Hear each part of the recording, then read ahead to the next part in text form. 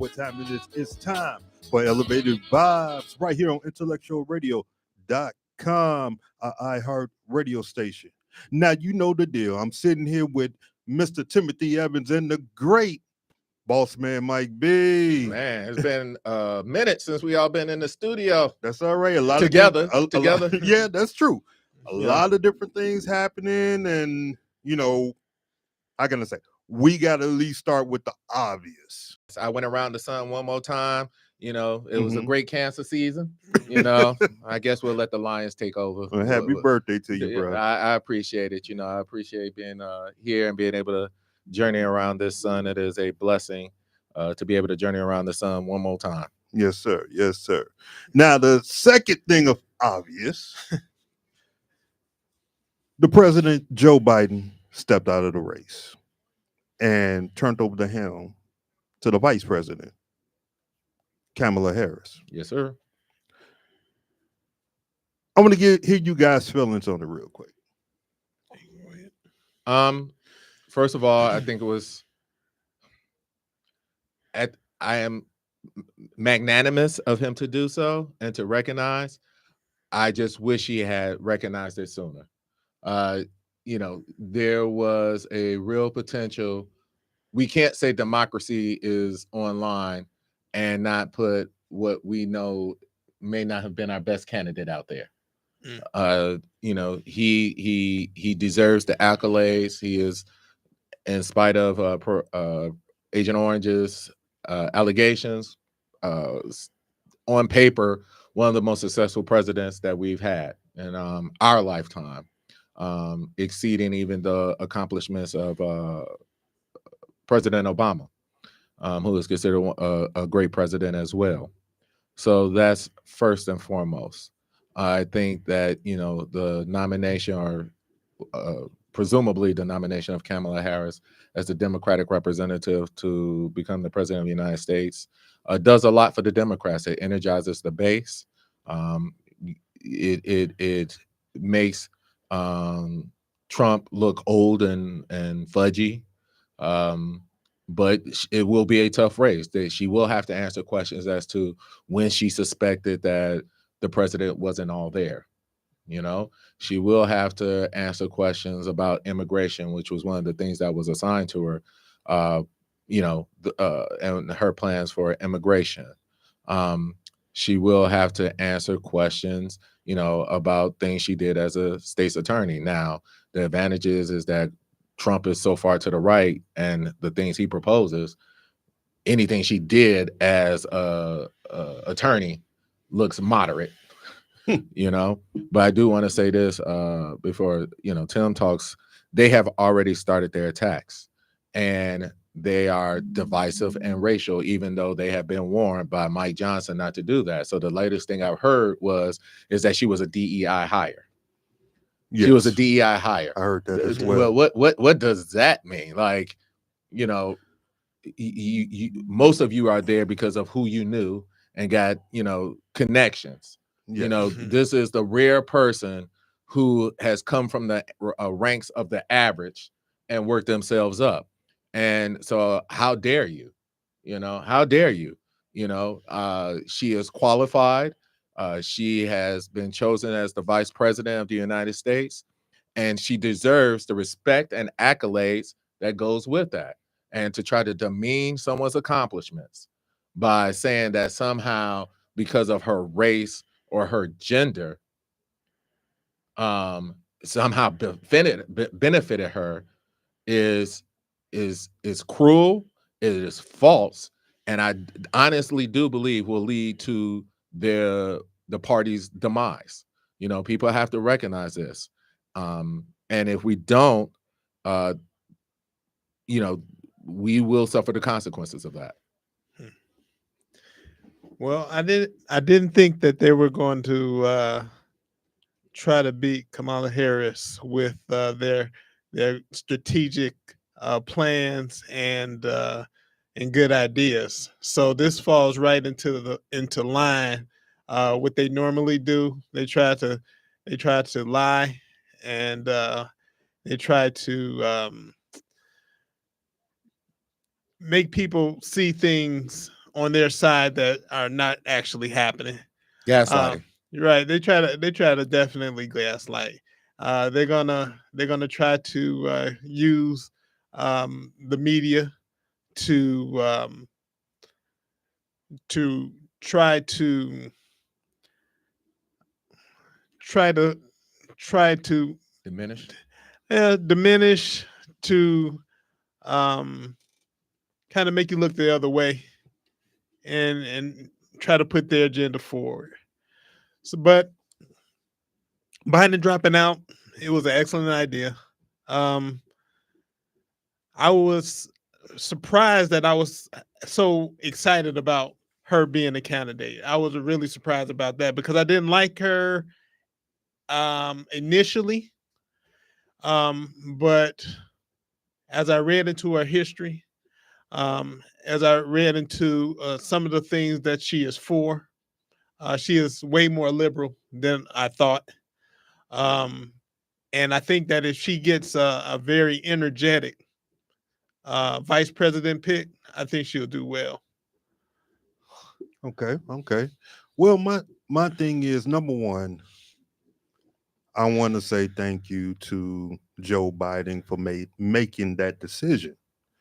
And it had to be a hard one, because if you sit back and look at it, even with his history, all the stuff that he's been through, losing his first wife and was Son. it a daughter or son? He lost his Son. sons and his yeah. Yeah. Oh, yeah.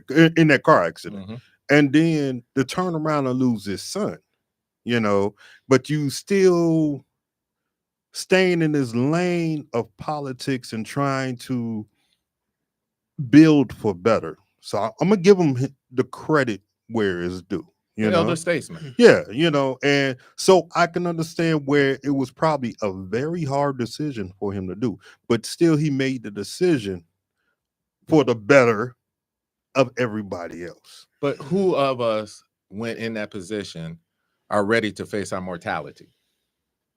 I mean, this is no different than any conversations when you have to start talking about, should we take dad's keys? Should we take mom's keys? When you're in the frame, when you're in the picture, you don't see the frame. So to him, these things, he says, yes, I'm not thinking as fast, but whatever. Right. But we're seeing something else as someone who has dealt with a person with dementia, and I'm looking at the face and I'm like, something's not there. You know what I'm saying? And it took him to have COVID to sit back, to step away from everything, to realize, like, okay, yeah, I got to do what I got to do. I mean, I wish I understand why there was public pressure. I think I would have preferred more behind the scenes. And that's what they should have kept it, instead of going out in front of these cameras. It depends on what he was doing. Like, if they finally felt like, this is something like, hey, we've had the private conversations. Now we about to go. Like, so we don't know. Yeah, fair enough. I'll give that. But at some point, it just felt like piling on. You know what I'm saying? Yes, it did. And I think that was beneath. We all have the right to be left intact with our dignity and grace. Yes. And at some point, I would have preferred just the leaders of the party, Pelosi, who I'm sitting there and I'm just saying, wait a minute, you're older than he is. So, Shula, but this is something that we talked about earlier this year, is the gerontocracy. Mm-hmm. And all of this is just a result. If you look at the leadership of the Democratic Party, that's true. It's a gerontocracy. That's absolutely true. Part of the reason that we're having these hard conversations and things like that is because there are leaders at the top of the Democratic ticket who need to start taking a step back. We got a guy on the West Side, DD. Mm-hmm. I don't ever remember him not being in Congress, Mr. Davis. Yes. Do you? I mean, you got about a year or two on me. So that's how I learned about him. It was being in Congress and so forth. So no, that's all I can remember him doing. And so I can't remember a time when he wasn't. Yeah, no, I agree. Dick Durbin, he's been in there since I think I was in 8th grade. No, it's a little shorter than that. But because he came in right after Paul Simon. He left out. He took Paul Simon's place. Okay. No. So I remember meeting Dick Durbin in high school, and I remember meeting him in college. Right. So Dick Durbin, Right.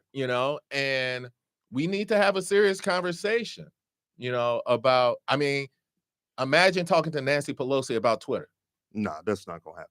TikTok, Nah, bro. That's search engine optimization. She may know a little bit about that. You but think so? past You that. think Nancy But Pelosi past- ever has but- Sheen? No. Has she ever ordered from Sheen?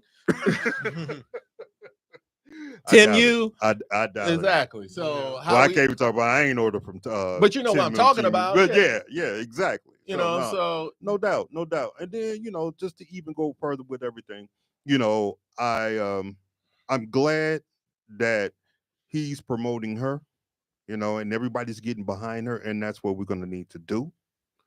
Because let's keep it real. We already know, we see, and some of the things that we're going to talk about today has to deal with the Project 2025 and so from what they're trying to do on the other side, that we know we can't have that. well, it's not even that. And I just want why we have to be vigilant. We have to remember that President Obama was an abnormality. Like they didn't expect it. You know what I'm saying? Now that they know, people, and I say this, are more inclined and motivated to vote their hatred than they are to vote their passions. And so when he ran, it was our passion. And they, and I mean those who objected to his presidency, said he was not born in this country, and all of these other issues that were raised. They don't call it what it is, which is racism and prejudice, are now motivated. Like they just like they're now they're living their fears. Like, wait a minute, we had a black man, now it's gonna be a black woman. Oh no, we can't have that. Right. So we have to be prepared for that. And the vitriol has already started when you start talking about DEI hires. How dare you do that with any person who has risen to the second highest office in this nation? So whatever happens in November, it's going to be a first for the United States. Either we're going to have the first convicted felon become the president of the United States, or the first black woman, to be the president. So it's up to Americans to decide what kind of situation they want to have, because that's going to be a part of our legacy and part of the history of America forever. Well, either may be legacy, or it could be the turning point of the beginning of the end if one person gets in and the other. Oh yeah, it will definitely be the beginning of the end. And then we also got to look at and know that hopefully the one person get in that we all are speaking about. All right. But it's not just that too. We are also fighting for the House. The House, they are also fighting seats for the Senate. We're holding the Senate. I agree with you. And the Senate is going to be critical. And I want people to understand that we got to play the long game, because chances are there are going to be at least two justices, that need to be replaced. Right. And we are already skewed, conservatively. Now, I don't know if they're going to come out and advertise it, but I'm all for increasing the size of the Supreme Court. They should. They should. They totally should. And I know the other thing that they were speaking about was the no longer make it lifetime appointments. I completely agree with that. And if we get control of both, and I'm going to say three. Because 3 justices. Because if we control both the House and the Senate, I think there's going to be an impeachment of Justice Thomas. Which it should have been a long time ago. Lord have mercy. Well, when you look, it's already bad. Like Alito's, his graph is like this and stuff in terms he hasn't declared. Right. When you look at Thomas, you're like, dude, like this is you got the whole graph. Like, how much money have you taken? Yeah. And millions. Millions. And literally, of all the branches, the one that has always been charged with being impartial and fair is the Supreme Court, right? And it derives its power from the will of the people.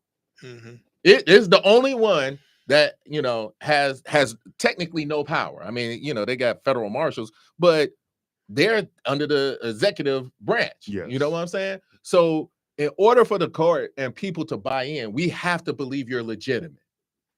And when you're doing things like taking bribes, flying your flag upside down, allowing black money or dark money into your campaigns, ignoring precedent, ignoring precedent. This is the one thing that makes the court is what it is. It has to give deference to precedent unless that precedent was so against the evolution of humanity that we must now depart from it. Mm-hmm. But to see these active conservatives deny, turn, twist, so that, I mean, just think about it just this year with the ruling from, Trump v. United States. And even the most lay person is like, no, president can't do that. Like, that's just a cultural context that Americans understand. Now, other countries may not, but because we say that no person is above the law, the idea that a president has absolute immunity flies in our face. See, the problem is with that is that before at least all of this, for the most part, the court has been objective, which they supposed to be. All right. You mean before this conservative majority? Yes. Okay. Yes. Now they're doing straight conservatism, excuse me. And that has to be rectified. So it's a judicially active court. This time of conservatism. They're supposed to abide by the law and interpret the law in an objective way. And they haven't done that at all. I mean, but some people would say that the court of the Supreme Court, the 1954 Supreme Court, the Brown v. Board of Education, Title VII, the Civil Rights Act, was the liberal part of the court engaging in judicial activism. I disagree. I think the court recognized that we must depart from our racial history.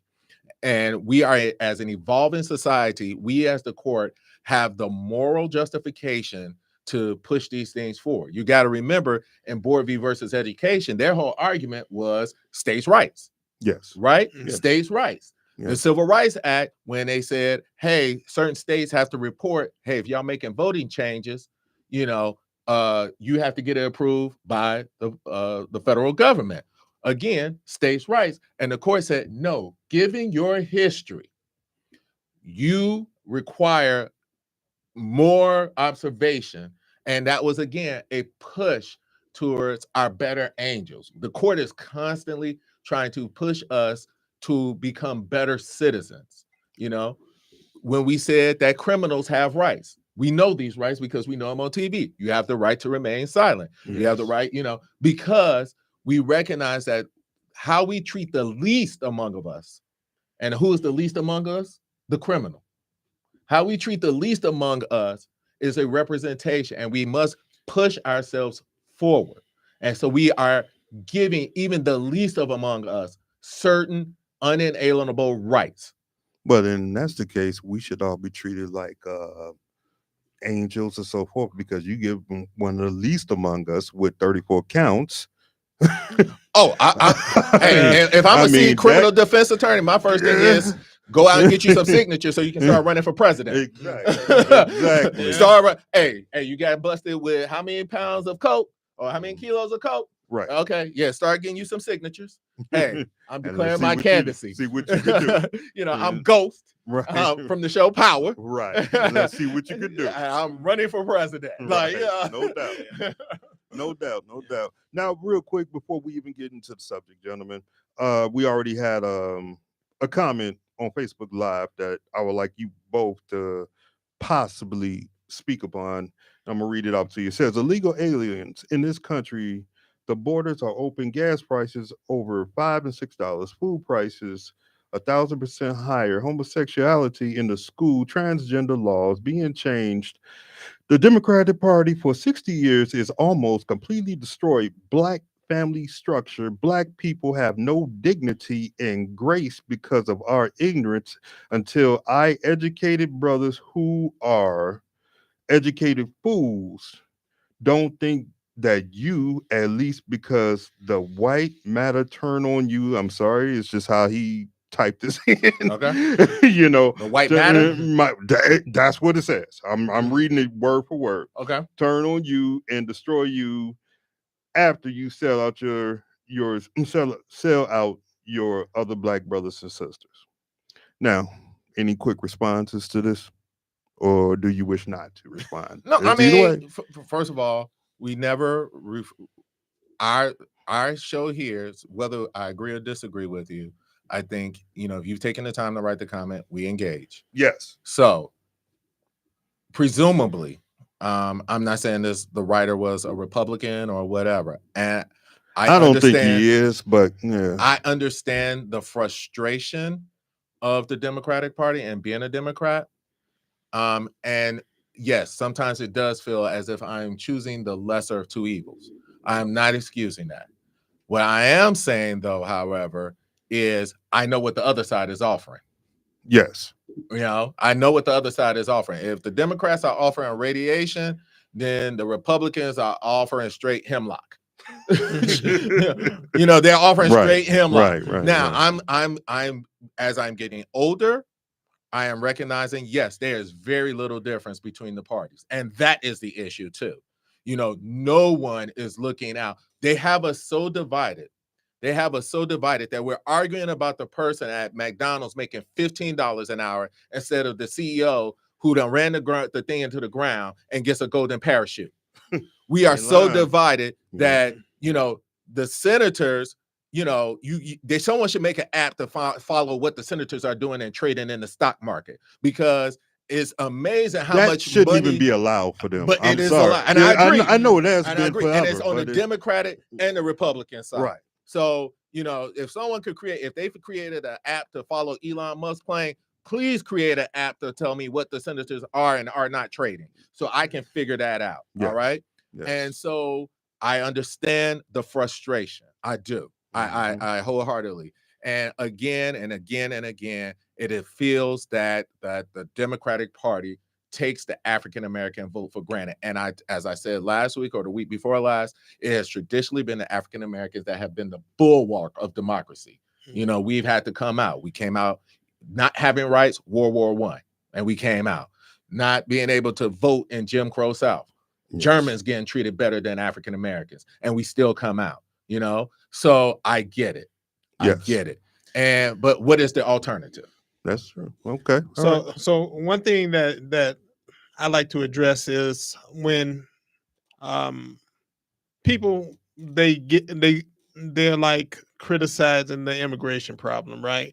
So for the first thing, we had an opportunity to try to do something with the border, and we didn't. No. I say we. Okay, I will say the Republicans didn't move on that, right? Not only did they not move on it, it was their bill. Right. So them getting mad at the Democrats for not doing something with immigration that's on them. Yeah, it's definitely on them. It's not on the Democrats.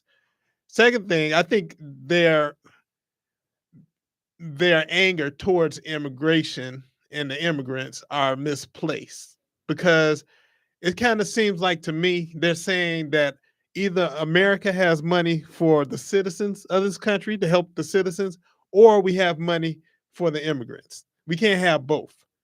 America, it's a false dichotomy. Right, exactly. It's definitely a false dichotomy, because America has plenty of money to do whatever they want to do when they want to do it. Believe me, they do.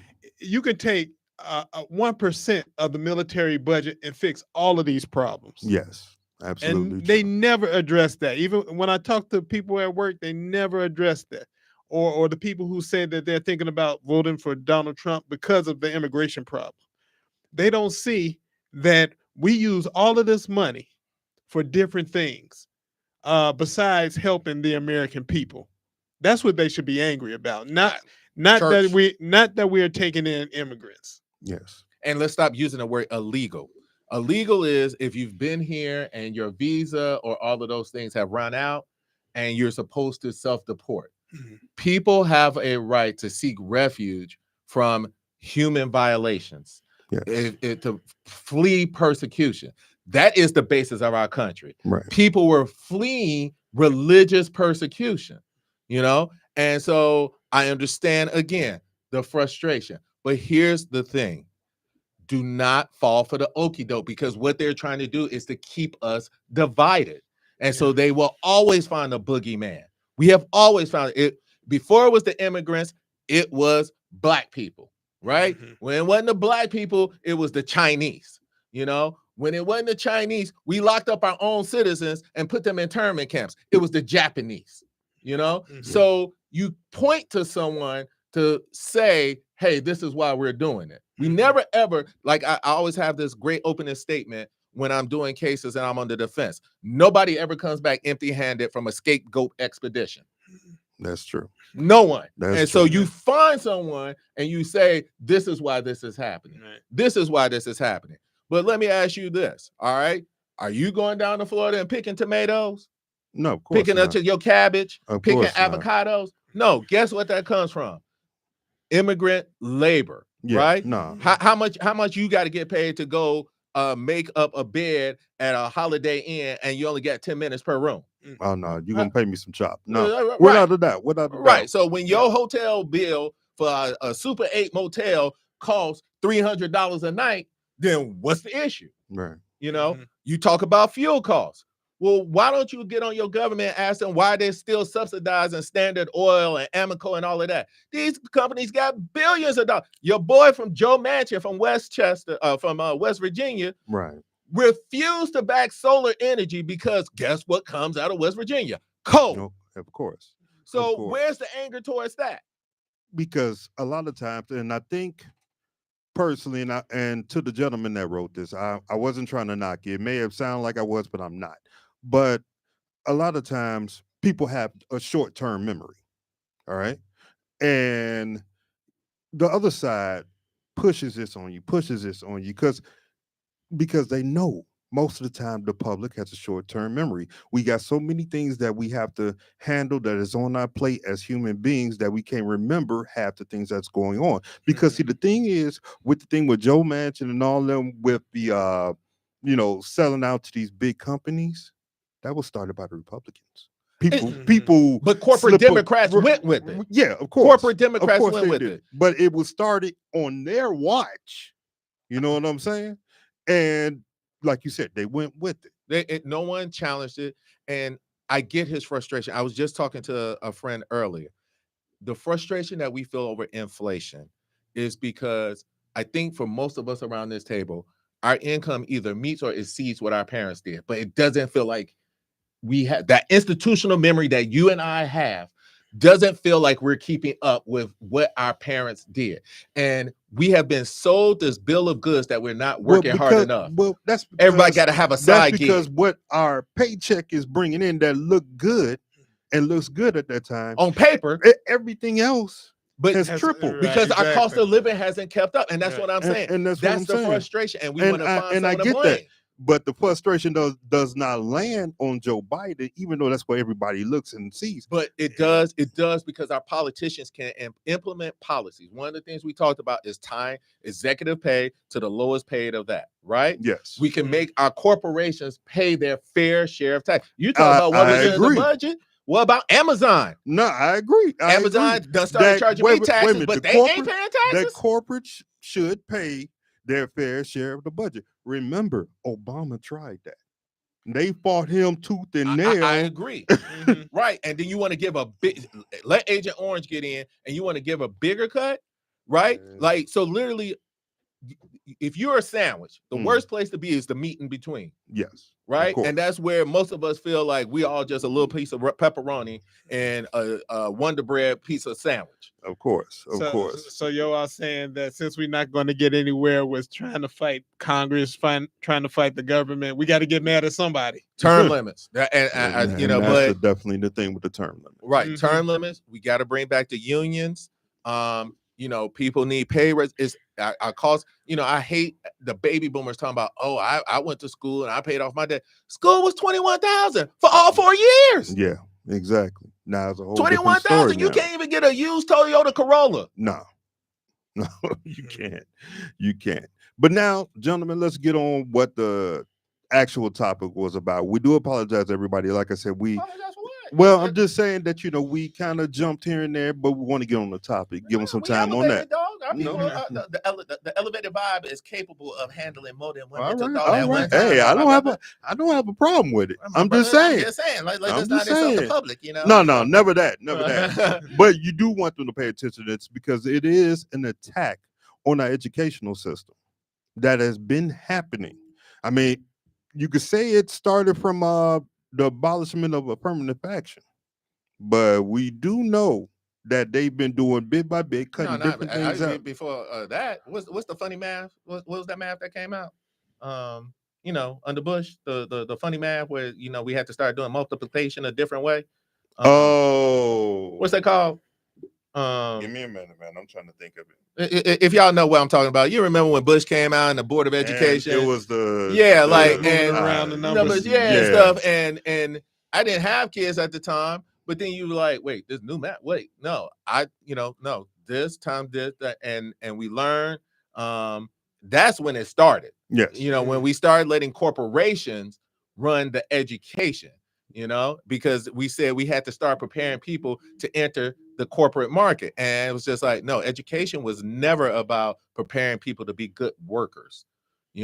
America's unique lead in the world was done because of our creativity. And we had the best and sharpest minds who thought outside the box. Right. But they had a strong foundation to understand the basic fundamentals. Right. Reading, writing, and arithmetic. And the way I learned math, the way my dad learned math, and the way my mom learned math did not change. Right. And then, the Bush got in and what is the name of that writing program? Hey, man, I don't even know, man. And they started moving the numbers and you add up in a straight line. It's so irrelevant. Everybody forgot. Everybody forgot about it. I don't but even y'all know what I'm bro. talking about. Yeah, I we remember know seeing exactly. it. We know I remember exactly. seeing it. But Right, right now, under Project 2025, there will be a destruction of the Department of Education.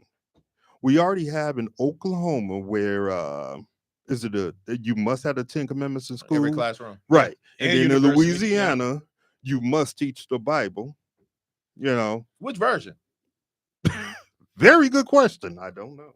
Which version? I mean, I'm serious. Like, no, that's a very I'm Methodist. That's an extremely good question. I'm a King James kind of guy. I honestly don't know. But if you got Catholic school, you get a different version. Yeah, you do. You do. Or you teaching the Baptist.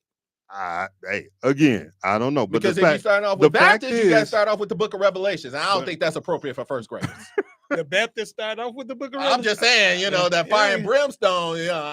But the fact is, although they got good music, we are in a country.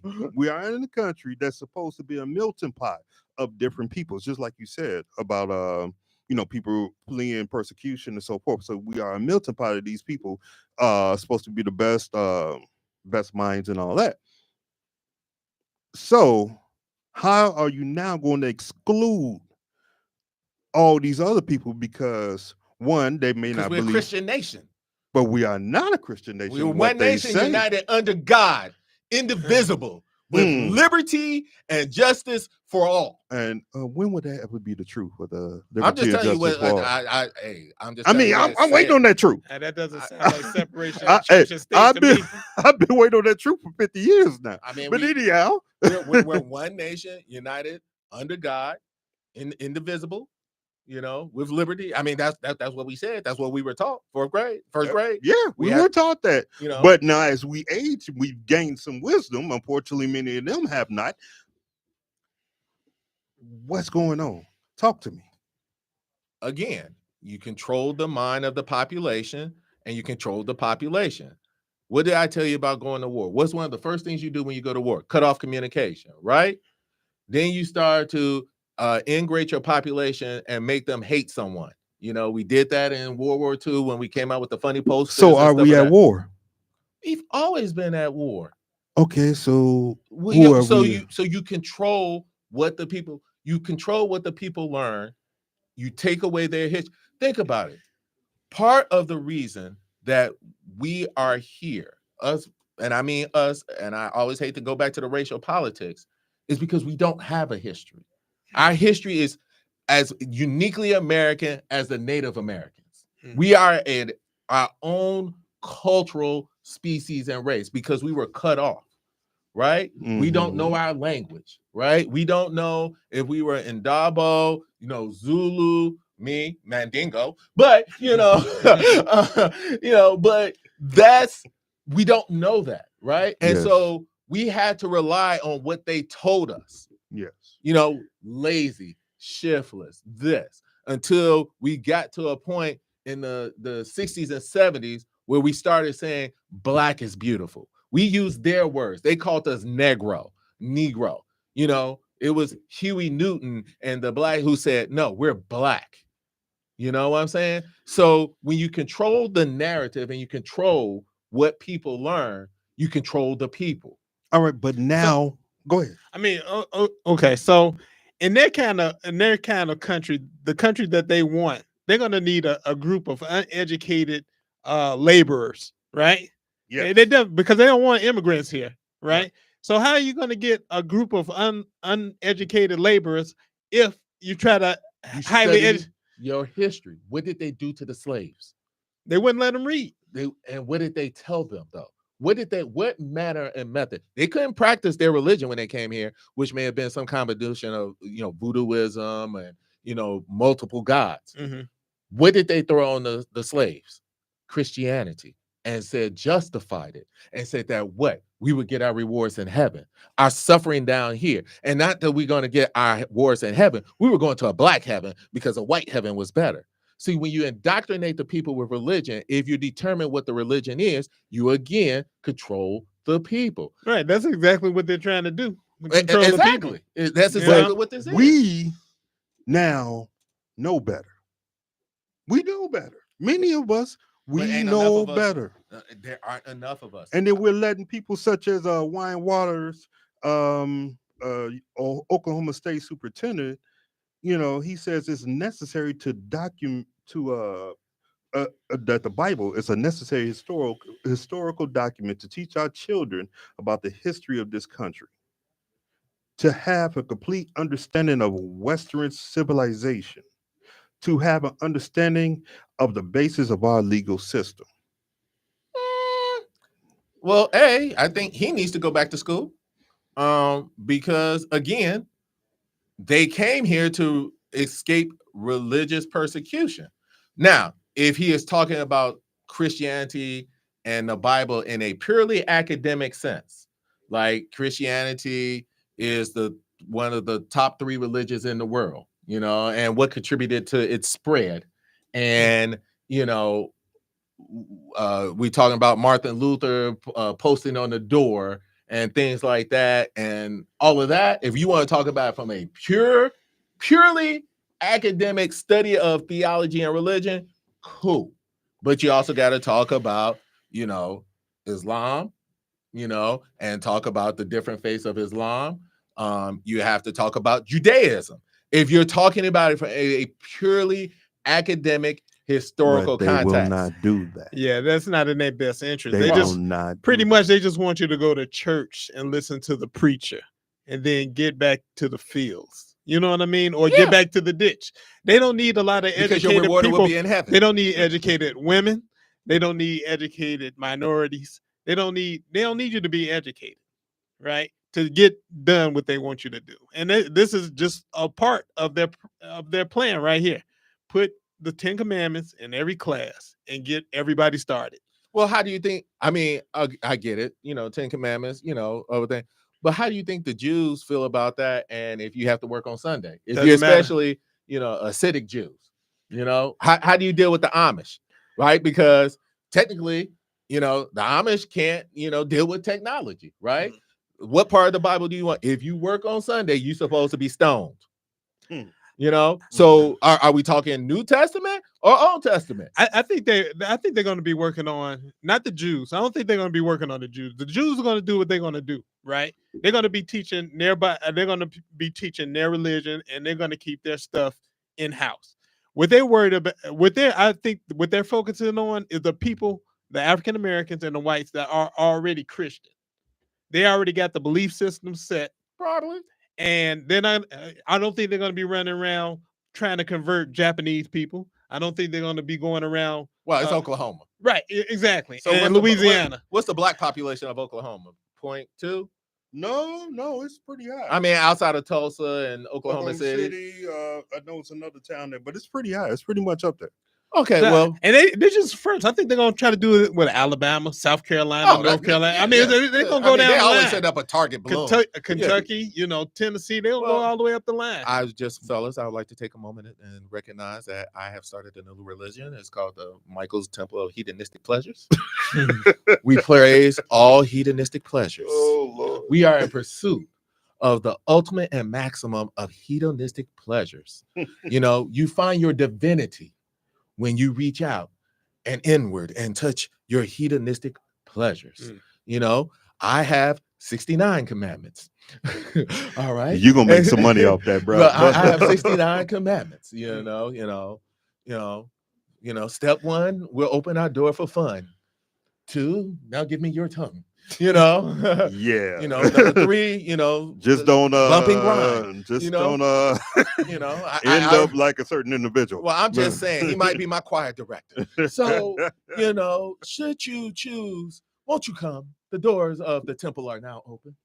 Won't you come and worship at the hedonistic temple? We take all kinds of donation. We take the kind that jingle, but we prefer the kind that folds. We are. Now you almost sounded like that one. I forgot his name, but he was a preacher over there in Detroit. The one that let Trump come up in there and talk to the people. Well, you sounded just like we believe in reaching out and touching Lord, our fellow man and woman. That's this really do. Right. And I am moving. I implore the state of Oklahoma to allow my commandments and faith to be taught as truly reaching the inner divinity of yourself through the hedonistic pleasures of the flesh. And that's exactly how they talking. But then yet their education rankings, pre-K to 12 in those states, Louisiana is number 40, Oklahoma is number 49. We have how many states in this country? So how they gonna read the 10 Commandments if they number 49? We need to start with some phonetics. Like, what do the kids do when they get to the word thy? Like thy. What's thy? Like, child shall honor thy mother and thy father. Right. What's thy? Like, what does that mean? Like thy? I don't get that. They should focus on something else, shouldn't they? But right. I mean, if you're talking about blasphemy, you shall have no false gods or worship any gods before me. What that mean? I mean, assuming they make it through that sentence. So if you're telling me you're number 49, well, then maybe you should use the Bible as a reading instrument. You know what I'm saying? Like, because it got some small words in there, GLD, God, Father, thy. I mean, if you use it, whichever version you use it, because if you use the King James version, ain't no thy in there. So I'm just saying. I understand. So I think they're just gonna end up traumatizing these kids in the long run. Because just think of this: you got 10 commandments hanging up everywhere. What's the consequences of not following the 10 commandments? What do we do with the book of Ecclesiastes? The one that says such and such beget such and such. Like, when you say that, like, what does beget mean? Like, I'm just asking. Like, there are real world consequences if we gonna do this. Right. And if you gonna talk about the second book, that's just a birth order. Yeah. Right. I hear you. What you gonna do with the book of Proverbs? I hear you, bro. I hear you. I just got questions. Things that I make you go understand. say, Real quick. Last words. Go ahead, Tim. All right. Well, definitely with these 10 commandments, they're gonna have some issues with trying to make everybody feel inclusive, but I don't think that's their ultimate goal, is to make the kids down there feel inclusive. I think they're trying to undereducate on purpose so they can have a working class, and they don't have to have immigrants to do the labor, do the uneducated labor here. I think they're going to be focusing on African Americans and poor whites like they usually do. And I think that they're probably not gonna be able to stop it. Right. Come on with it. Okay, boys and girls, the word of the day is okie doke. All right. Today's show was brought to you by the word okie doke. And in closing, I would just like to say, don't fall for the okie doke. All right. They are trying to deceive you. They're trying to point out who the boogeyman is and tell you that you're not enough and that you need a side hustle and you're not working hard enough. Don't fall for the okie doke. All right. That is the word of the day. That's good advice. Okie doke. And before I get into mine, y'all, because it's really going to not be much more than what the two gentlemen here have said. But I would like to give a quick shout out to a friend of the show. That is Ja Love Authentic Jamaican Food Truck. They're out in DeKalb, Illinois. If you're out there, look for them. The Need some jerk. food is absolutely great. I guarantee you the food is absolutely great. 779-212-9346. 779-212-9346 at Ja Love Jamaica. Yes. Follow him on Twitter. That's Ja Love Jamaica. Exactly. So get with them. All right. And my last thing that I'm going to say here is this. Okay. That we need to fight for what we know is right. And we know that a child and everybody else should be educated to the fullest extent to all the world's cultures and every bit of knowledge that they can get, not to be held back because of a certain individual's ideals. All right. You shouldn't be getting nothing. There you go. So everybody, just to let y'all know, and this is what I'm gonna say about this.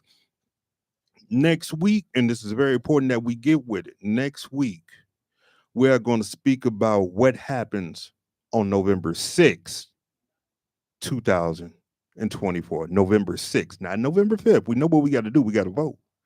But what happens starting November 6th? What do we do now? All right. So, hey, y'all know the deal. You got the boss man Mike B, Mr. Timothy Evans, and myself, Abdul Rashid. This is Elevated Vibes.